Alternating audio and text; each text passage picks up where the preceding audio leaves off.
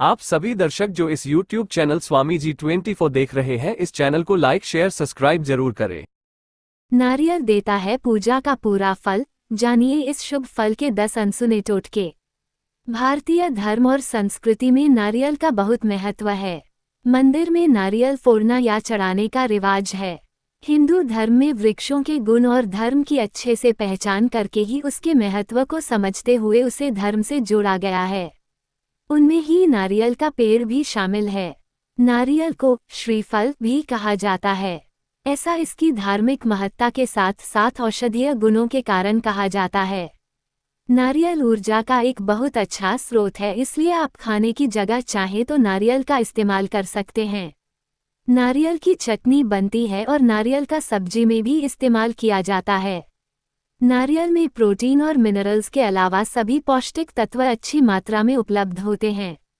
नारियल में vitamin, potassium, fibre, calcium, magnesium और खनिज तत्व प्रचुर मात्रा में पाए जाते हैं।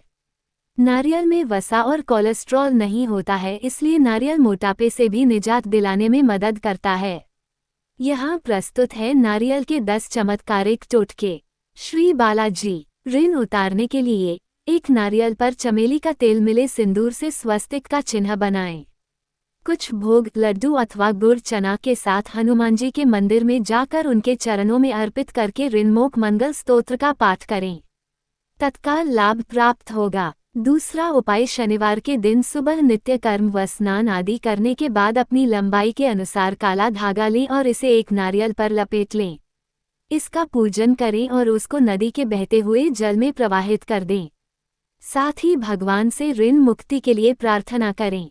दूसरा टोटका, व्यापार लाभ के लिए कारोबार में लगातार घाटा हो रहा हो तो गुरुवार के दिन एक नारियल 1.25 मीटर पीले वस्त्र में लपेटकर एक जोड़ा जनेऊ 1.25 पाव मिष्ठान के साथ आसपास के किसी भी विष्णु मंदिर में अपने संकल्प के साथ चढ़ा दें।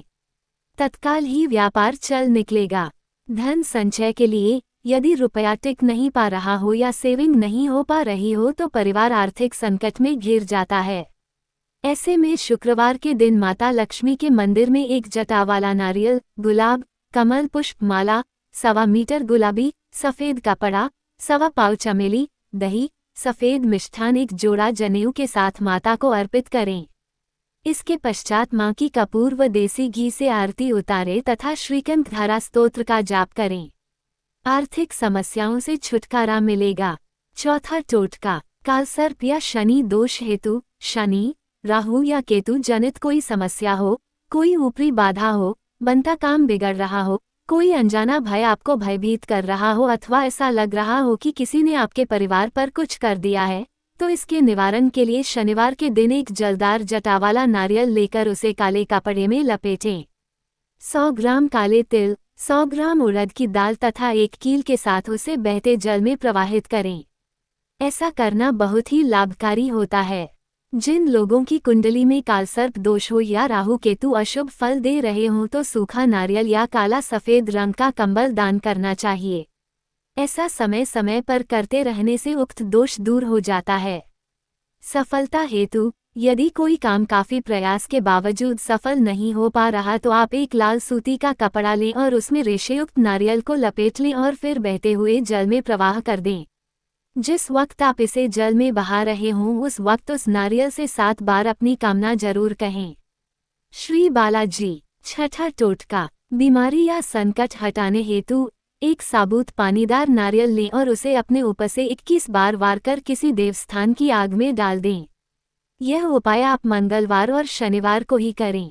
ऐसा 5 बार करें। ऐसा घर के सभी सदस्यों के ऊपर से वार कर करेंगे तो उत्तम होगा। इसके अलावा मंगलवार और शनिवार को हनुमान जी के मंदिर में जाकर हनुमान चालीसा पढ़ें और एक बार उनको चोला अवश्य चढ़ाएं। 7वां टोटका, स्थायी नौकरी हेतु नारियल के छिलकों को जलाकर भस्म तैयार करें और उसमें नारियल का ही पानी मिलाकर उसकी लुगदी बनाएं।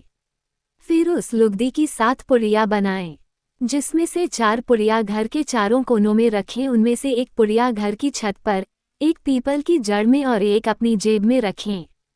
ये सावधानी रखें कि इस पर किसी की नज़र और परछाई न पड़े। जब 7 दिन व्यतीत हो जाएं तो सभी पुड़िया एक जगह पर इकट्ठी कर लें।